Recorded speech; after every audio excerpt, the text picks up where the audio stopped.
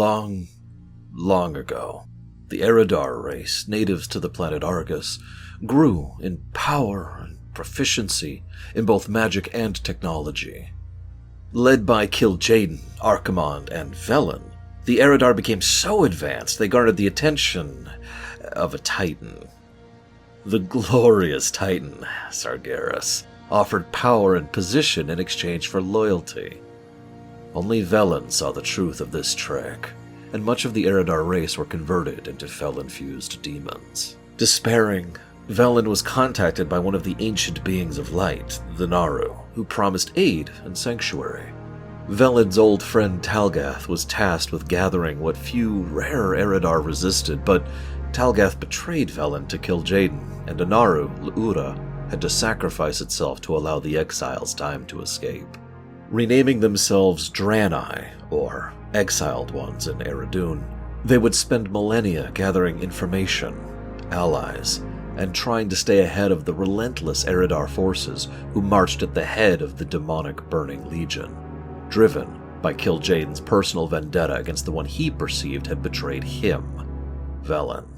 Just over 200 years ago, the Draenei arrived on a brutish, savage planet they named Draenor, making it their first semi-permanent settlement in some time.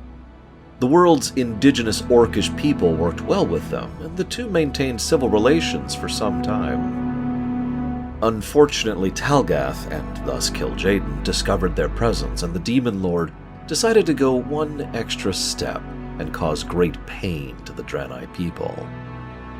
Kil'jaeden deceived the orcs via their leaders, notably the shaman Ner'zhul and the outcast Gul'dan, converting them into a bloodthirsty and fel-infused army. The orcs were already excellent at surviving on the hostile world of Draenor. With the fel infusion of Manaroth, they were a horrifying force to face. Fully 9 in 10 Draenei were killed during these 8 long years. The survivors learned to stay very hidden and very quiet, and Kil'jaeden believed his revenge complete. To fully summarize the events of the First, Second, and Third Wars would take some time, so in brief, the crazed Ner'zhul, possibly influenced by the darkness of Gul'dan's skull, opened many, many wild portals across Draenor in the wake of the Second War. This much raw portal energy shredded the planet, transforming it into Outland and casting it adrift into the Nether. Therein, the Anilan Lord Magtheridon claimed lordship over the wrecked planet, though he was soon challenged by a little-known demon hunter called Illidan and his Naga, Draenei, and Blood Elf allies. With Illidan now in control of Outland, Velen and Khadgar, a human mage who was stranded on Draenor after the portal storm, reached out to the distant Naru for aid. The Naru, entirely too busy with their ceaseless war against the Legion, sent what little aid they could. 1 ship, 3 Naru. The Tempest Keep, along with Adal, M'uru, and Oros. Tempest Keep was soon raided and confiscated by the Blood Elves under Kael'thas, meeting suspiciously little resistance as they take the stronghold and capture M'uru. M'uru would shortly thereafter be shipped off to Silvermoon for other purposes. At about this time, it was suggested by Adal that the core Draenei forces flee to Azeroth to recruit aid and unify against the common Legion foe.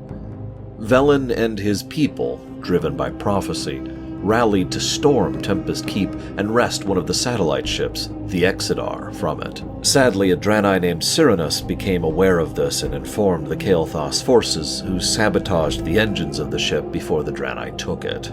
This sabotage led to the Exodar destabilizing when it appeared in the skies of Azeroth, and it and its component parts smashed into the Silvergale and Azuremyst Isles.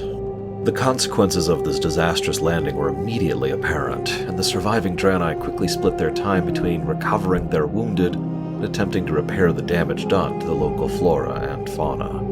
By cosmic coincidence, a Night Elf priestess was injured on the island by the crazed creatures, and an anchorite named Fatima took it upon herself to cure the young priestess. This encounter resulted in the Night Elf woman recognizing the Eridar and confirming for the Draenei that the Legion had left its mark on this world, but had not destroyed it. This then followed through on Velen and Adal's prophecies. Azeroth was a world, the only world, that had successfully resisted the Legion. Whatever future they might have lay here. Fortuitously, this encounter led them to the nearby shoreline where local ships had been sabotaged. Through aiding these strange young people who belonged to an organization they called the Grand Alliance, or simply the Alliance, the Draenei discovered there was a traitor in their midst who had revealed their destination of Azeroth. This led agents of the King, Kael'thas, arranging for a local gnome turncoat, whose name was Spark Overgrind, and his goblin cohorts to sabotage the Alliance fleet in the first place in an effort to eradicate the surviving Draenei.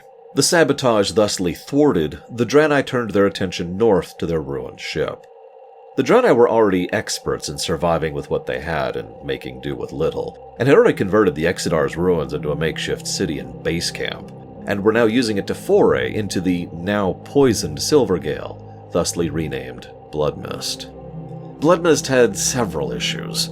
Already the Draenei had reached out to make peace with the Furbogs back in Azuremyst, and sought to undo some of the damage done to the Red Isle.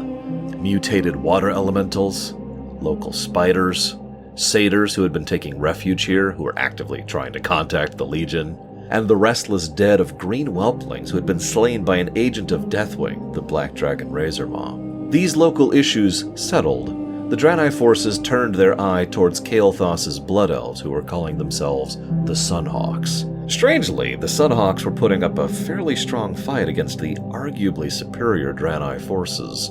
It was soon discovered that a damaged vector coil was being drained of raw magic to empower the Sunhawks, along with their leader, the treacherous Saronis.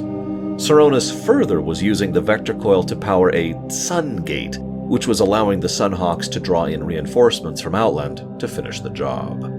Fortunately, the Draenei forces, spearheaded by the local Vindicators, were successful in destroying the Hawks, the traitor, and the coil. With their position secure on the Isles, they turned their attention to more long-term affairs. Already they'd made decent strides in allying with this alliance, via their Admiral Odysseus and the Night Elf Priestess, so the Draenei sent personnel and troops, traders and diplomats to Night Elven lands, and from there, the Draenei disseminated into the Greater Alliance society over time.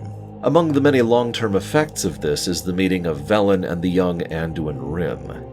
Anduin was the son of Varian Wrynn, High King of the Alliance and King of Stormwind, and soon Velen began training and schooling Anduin in the ways of the light.